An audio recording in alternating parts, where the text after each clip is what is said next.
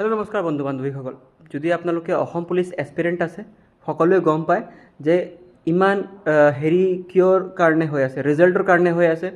আপোনালোকে এছপিৰেণ্ট আছে, ডেইলি চাগে প্ৰত্যেক দিনতে আপুনি চাগে SLP আৰ্মি ৱেবছাইটটো কম হ'লেও 8 বাৰ 10 বাৰ মান 20 বাৰ মান হয়তো আপুনি চাৰ্চ কৰি আছে, ৱেবছাইটটো খুলি আছে, একবাৰ চেক কৰি আছে যে ৰিজাল্টটো আহিছে নাই। চ' আমাৰ এইটো টাৰ্গেট হৈ গ'ল যে ৰিজাল্ট। যদি আপোনালোকে এইটো ভাবক, যদি ৰিজাল্টটো বেয়া হয় বা কিবা এটা যদি অসুখ হৈ যায়, তেতিয়া মই কি হ'ব? ঠিক আছে। চ' এতিয়াৰ পৰা কি হ'ব পাৰে, আপুনি এডভাৰটাইজমেণ্ট কাৰণে ৱেইট কৰিব নালাগে, আপোনালোকে ৰানিংটো কৰি থাকক। এইটো আপোনালোকৰ ফিজিকেল ফিটনেছৰ কাৰণে ভাল আৰু মেণ্টেল এবিলিটিৰ কাৰণে ভাল। চ' আপোনালোকে এতিয়াৰ পৰা ফিজিকেল আৰু ৰিটেন দুটাই প্ৰেক্টিছ ষ্টাৰ্ট কৰিব পাৰিব।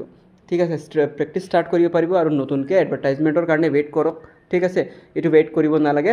অলপ দিনৰ পিছতেহে আপোনালোকৰ এডভাৰটাইজমেণ্ট নতুনকৈ মুকলি হ'ব। চ' আপোনালোকে এতিয়াৰ পৰা ষ্টাৰ্ট কৰিব পাৰিব। ঠিক আছে, ধন্যবাদ।